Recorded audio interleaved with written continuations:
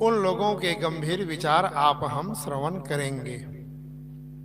सदगुरु कबीर ने बीजक में कहा है, खखा चाहे खोरी मनावे, खसमहि छाड़ी दहू दिस धावे, खसमहि छाड़ी छिमा होए रहिए, होय न छीन अक्षय पद लहिए।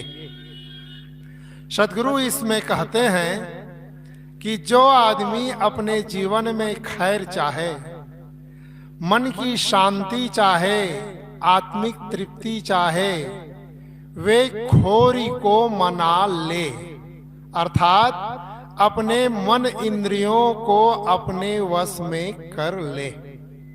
क्योंकि ये मन इंद्रियां अपने चेतन पति को छोड़ करके बाहर दसों दिशाओं में भटकती है।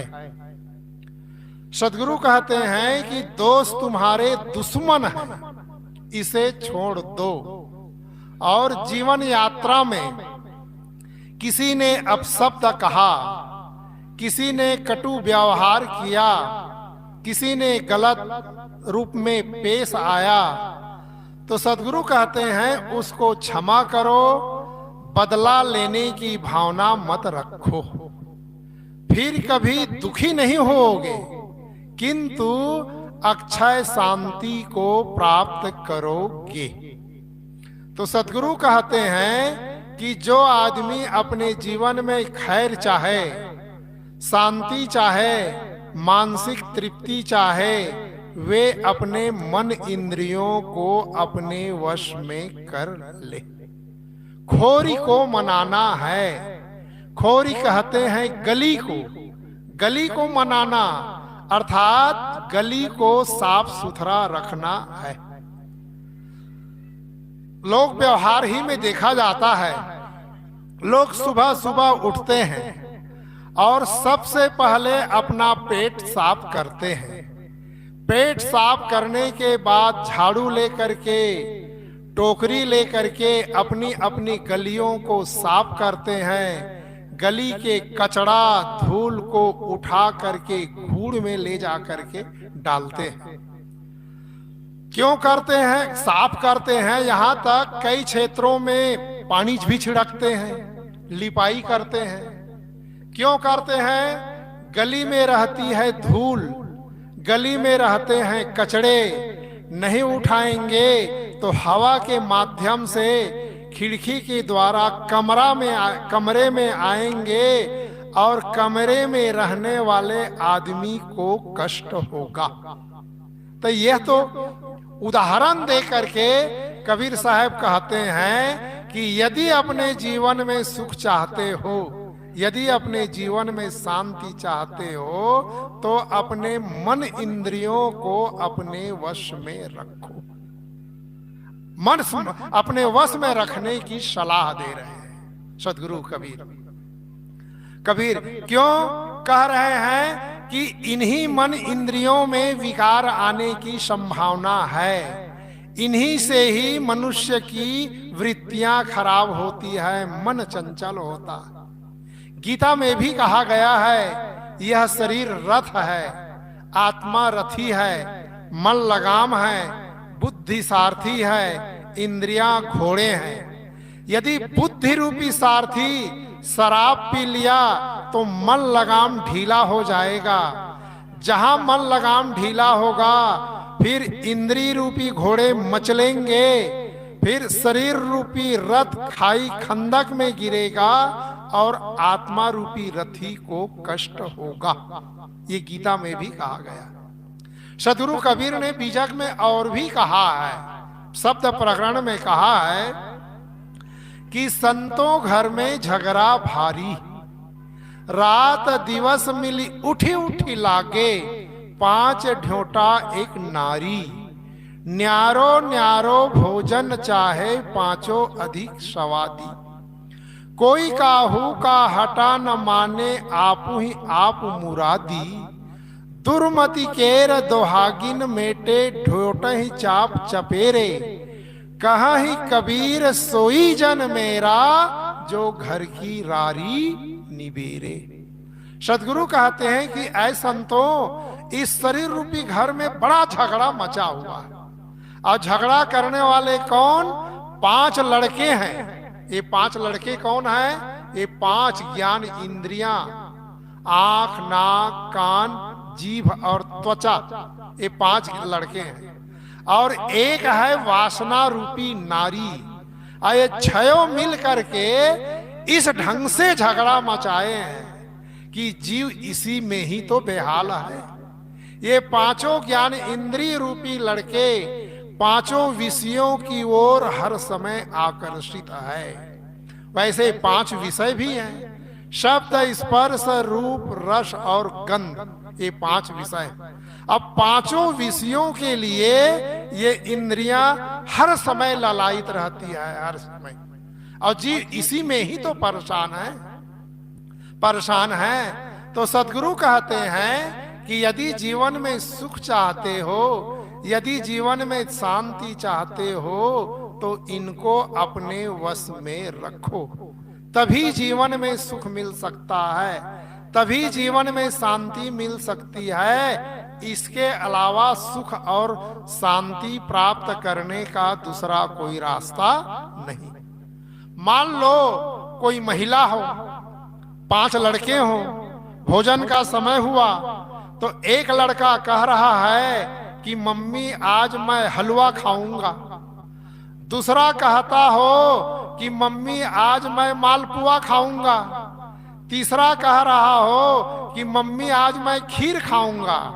और चौथा कहता हो कि आज मैं पूरी सब्जी खाऊंगा। 5वां कहता हो कि मम्मी आज मैं दाल भात खाऊंगा। तो सोचिए उस महिला को व्यवस्था करने में दिक्कत होगी कि नहीं? और वही स्थिति शरीर में है।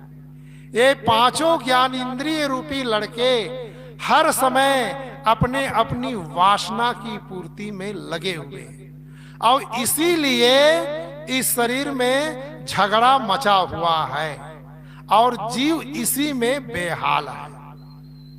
प्रायः लोग कहते हैं, एक दूसरे पर आरोप लगाते हैं कि अमुक ने इस ढंग से मुझे कहा जिससे रात में मुझे नींद नहीं आई, परेशान हूं, क्या करूं। प्रायः लोग एक दूसरे पर आरोप लगाते हैं। पिता है तो पुत्र पर, पुत्र है तो पिता पर, सास है तो बहू पर, बहू है तो सास पर, ननंद है तो देवरान पर, देवरान है तो ननंद पर। ये हर घर की कहानी है, प्रायः लोग कहते हैं।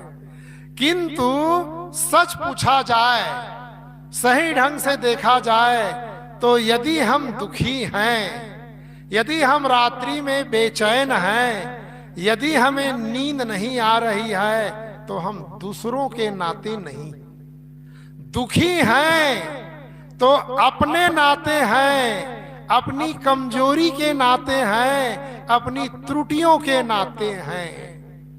सदगुरु ने इसीलिए कहा है कि तेरा बैरी कोई नहीं, तेरा बैरी फैल, और अपनी फैल मिटाए लो और गली गली कर सैर। सदगुरु कहते हैं कि इस संसार में तुम्हारा दुश्मन कोई नहीं है। तुम्हारा दुश्मन यदि कोई है तो तुम्हारी गंदी आदत, गलत स्वभाव, गलत चिंतन, गलत सोच, बस उसे दूर कर लो, फिर गली गली सैर करो, सफर करो, कोई रोकने वाला नहीं है। आप इतिहास उठा करके देखिए। हम कुछ रामायण के ही कुछ प्रसंग हम ले लें। रामायण के अनुसार आप देखिए कि राजा रावण को किसने दुख दिया था? क्या किसी दूसरे ने दुख दिया था? नहीं, उन्हीं की भूल, उन्हीं की अज्ञानता और उन्हीं की ही कमजोरी। इन पुस्तकों में एक पुस्तक है रामायण रहस्य। सदगुरु श्री अभिलाष साहब ने उसमें चित्रण किया है, वाल्मीकि रामायण का पुट दिए हैं। गुरुदेव जी लिखे हैं कि वाल्मीकि रामायण का प्रसंग का वर्णन किए हैं कि रावण के रंग महल में जितनी रानियां थी, सब रावण के बल और पौरुष को देख करके आई थी। उसमें एक सीता थी जिसको उन्होंने जबरदस्ती छीन करके लाया था। अब सोचिए, जब रावण को एक से एक सुंदरी स्त्रियों से संतोष नहीं मिला तो क्या सीता से उनको संतुष्टि मिल जाती? किंतु नहीं। जैसे शूर्पणखा के द्वारा सुना कि सीता जैसी सुंदरी स्त्री दुनिया में नहीं है, रावण भूल गया कि मैं लंका का राजा रावण हूं और चारों वेदों का प्रकांड पंडित हूं, वेदों का भाष्यकार हूं, सोने की नगरी में रहता हूं और वह काम किया जो काम एक साधारण आदमी नहीं करता है। अब परिणाम क्या हुआ? स्वयं मारा गया और पूरे लंका वासियों को पीड़ित किया। तो ये दुख किसी दूसरे ने बुलाया था क्या? कि रावण नहीं बुलाया था ना? रावण की ही कमजोरी थी ना। और आप देख लीजिए रामायण के अनुसार ही राजा दशरथ को किसने दुख दिया था? किसी दूसरे ने नहीं दुख नहीं दिया। ये भी रामायण में लिखा हुआ है, वाल्मीकि रामायण में। जब महारानी कैकेयी की शादी राजा दशरथ से हुई थी तब कैकेयी के पिता कैकेय नरेश ने राजा दशरथ से कहा था कि कैकेयी के गर्भ से उत्पन्न हुआ बच्चा अयोध्या के राजगद्दी का मालिक हो, यह बात आप स्वीकारें तभी अब कैकेयी की शादी आपसे हो सकती है। ये वाल्मीकि रामायण में लिखा हुआ। और इस बात को राजा दशरथ जान रहा है, फिर भी बिना कैकेयी से सलाह मशविरा लिए राम को राजगद्दी दे रहे। ते राजा दशरथ की ही तो कमजोरी है। यदि राजा दशरथ कैकेयी से सलाह मशविरा लेकर के भरत मतलब राम को राजगद्दी के लिए कहा होता तो हो सकता है यह विरोध नहीं होता। तो यह कमजोरी राजा दशरथ की थी। वो जानता है कि अयोध्या के राजगद्दी का मालिक भरत है, राम नहीं। किंतु भरत और शत्रुघ्न के अनुपस्थिति में वो राजगद्दी दे रहे हैं। यही भूल, यही कमजोरी उसके दुख का कारण बना। तो कहने का अभिप्राय है कि हमारे आपके जो जीवन में दुख आते हैं, विपत्ति आती है, ये हमारी कमजोरी के नाते हैं, हमारी अज्ञानता के नाते हैं, हमारी भूल के नाते हैं, न कि दूसरों के नाते। कभी कभार ऐसा हो जाता है, किंतु ज्यादातर दुख, ज्यादातर विपदाएं मनुष्य को अपनी त्रुटि के नाते आती है। तो सद्गुरु इसीलिए कहते हैं कि जीवन में सुख चाहते हो, जीवन में शांति चाहते हो तो अपने मन इंद्रियों को अपने वश में रखो।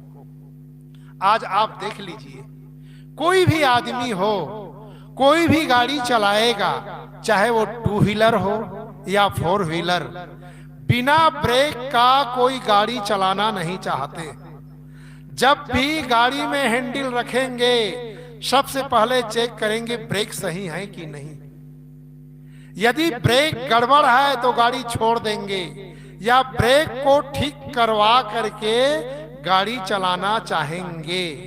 तो बाहरी गाड़ी को हम बिना ब्रेक के चलाना नहीं चाहते हैं, किंतु जरा हम विचार किए करें, क्या हमारे जीवन रूपी गाड़ी में कोई ब्रेक है, कोई लगाम है, कोई संयम है?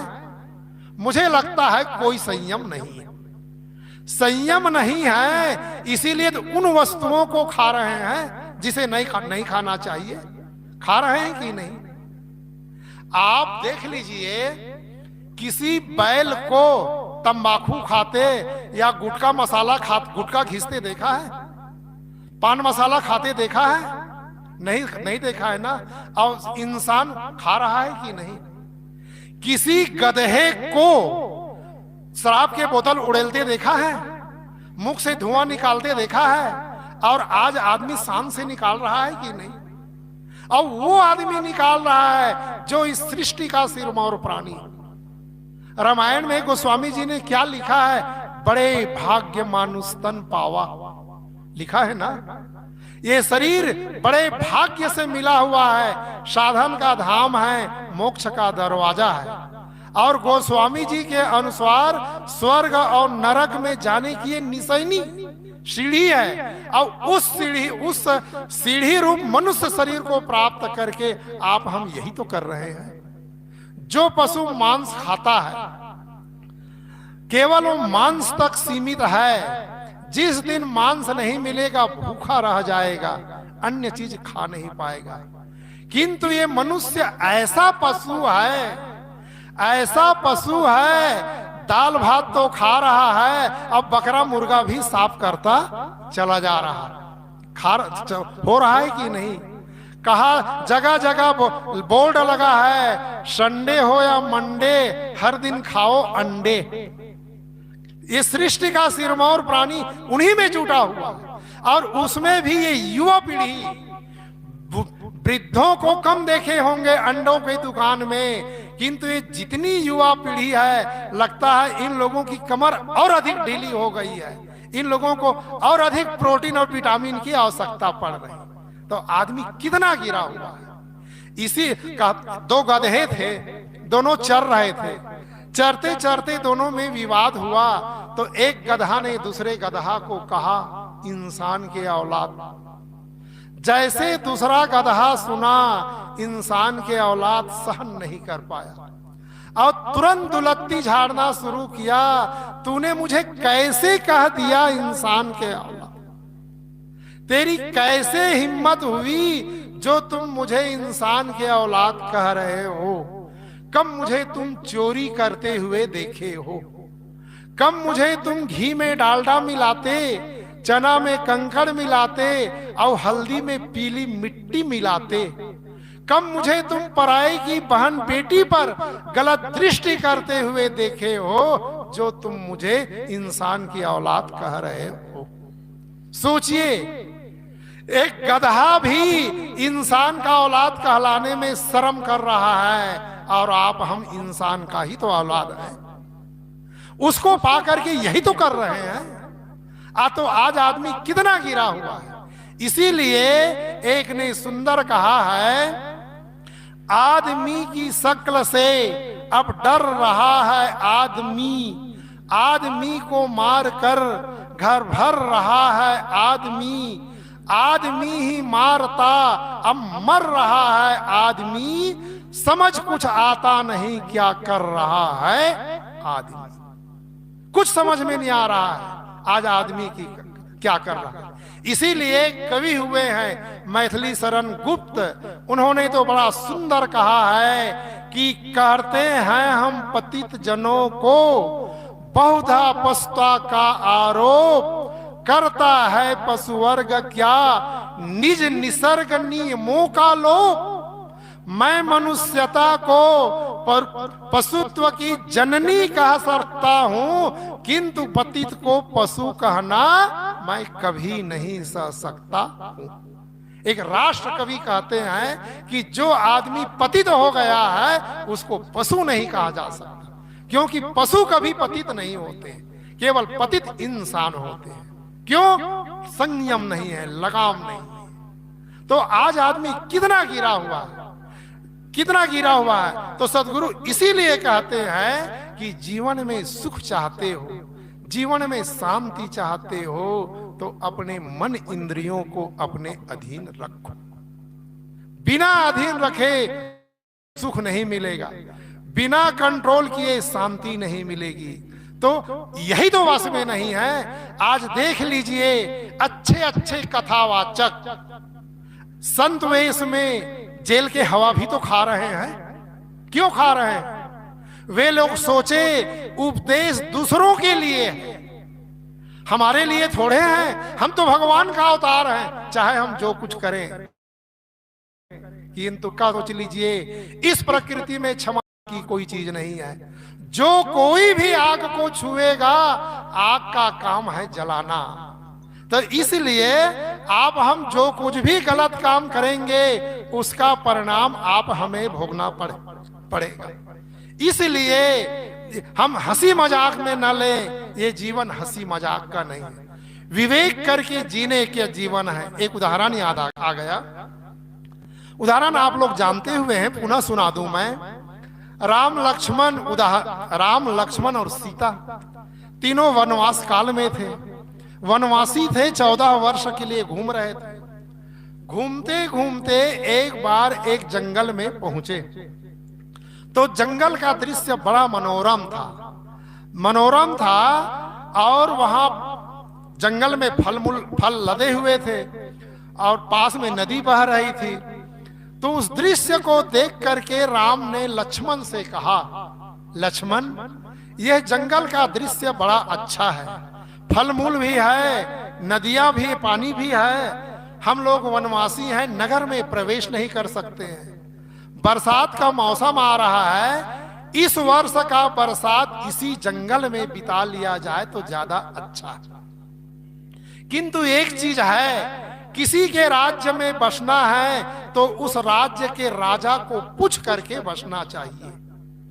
राम ने लक्ष्मण से कहा, जाओ ऐसा करो, इस जंगल के राजा को पूछ करके आओ तो इस वर्ष का चौमासा यही हम लोग बिता ले। लक्ष्मण गए उस जंगल के राजा को पूछने के लिए।